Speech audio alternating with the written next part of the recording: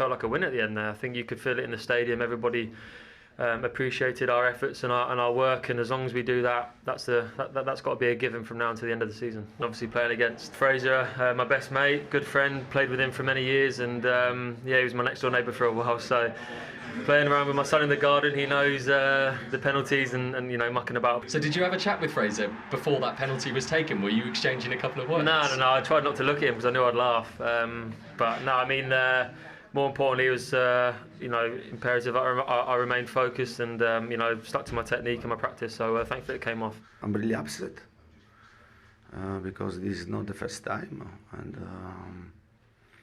I think today I can tell you that this is unacceptable because you are winning 3-1, you have to win.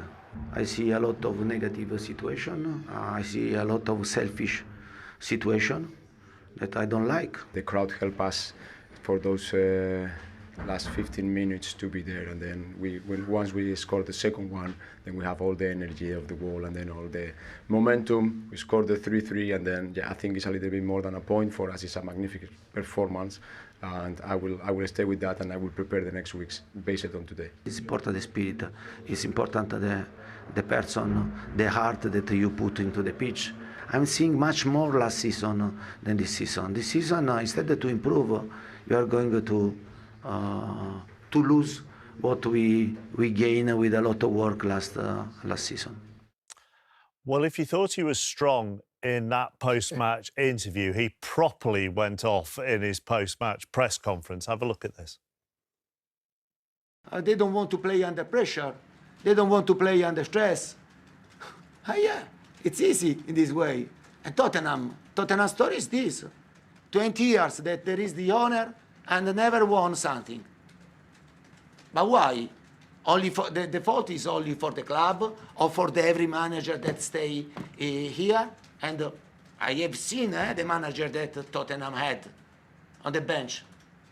You risk to disrupt the figure of the manager and to protect the other situation in every moment. And now, until now, I try to hide the situation, but now no, because I repeat, I don't want to see what I have seen today, because this is unacceptable. There are 10 games to go, and something thinks that we can fight. We can fight for what? With this spirit, with this attitude, with this commitment. For what? For the 7th, 8th place, 9th place? I'm not used to this position. I'm really upset because it's time to change the situation if Tottenham wants to change. If they want to continue in this way, they can change manager, a lot of manager, but the situation cannot change, believe me. Thank you very much. Surprised he didn't pick up the green mic and just drop it on his way out. Look, you're in a squad and your manager publicly has used words like selfish, no heart, no commitment, can't play under pressure. What are you doing as a squad after that?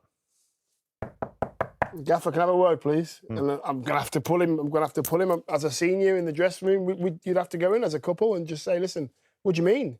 You know, you point your fingers at me, well, then tell me to my face. Don't go to the public and say it. Keep it in the dressing room. I think his points are just come out of just pure anger and passion to want to do better. However, to do it in public, I don't think personally it's the right way to get a response. I think it would be interesting. What was the conversation in the dressing room? Was it the same as what he said, or was it something different? Did he say the same things to the players to their face, or did he just come out and say that afterwards? Is that a man? Look, he's had a difficult season personally, as we keep saying. Is that a man to you who looks like he's tried everything else, and if I've got one more tactic, it's to hammer them in public? Well, I think he's had enough, and I think a lot of the things that he's saying, most people would agree with the football club.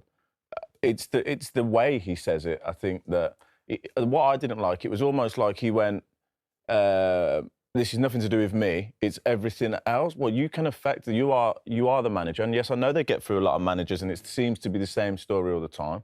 But when we go on to analyse the game later on, he can affect some things that are happening on the pitch. Well, let's look at that then, because they were 3-1 up, and they'd been quite adventurous. They'd caused Southampton lots of problems, and then at 3-1 up, they against the bottom side. Yeah. They seem to sort of go into their shell. Yeah, they go into their shell, and I don't know if it's just the players that are doing. They started off, let's get it right. They started off very positive. First half, the shape was good, the width was good. I mean, look at the wing backs. How high they are. You know, trying to get to really good goal scoring positions. Trying to make sure that the three centre halves stick together as well. And what they do is they do it 2 or 3 times in the first half, and it works, and they look very good and they look comfortable. Look at this space here. Lovely first touch. Smashes it in the back of it. I'm thinking, here we go. This could be the change. This is the second half. This is 3-1. Spurs are 3-1 up. They've gone into a 5-4-1, and they will not move out of this 5-4-1. Now, as a player playing at 3-1, I'm thinking you cannot automatically go into a 5-4-1 if you're winning 3-1 unless you've been told. OK, so, and as a fan, if my team did this, I'm thinking, is this a player-led thing? Is this a coach-led thing? Who is the responsibility on, Ashley, to get them further up and a little bit more back to what they were doing?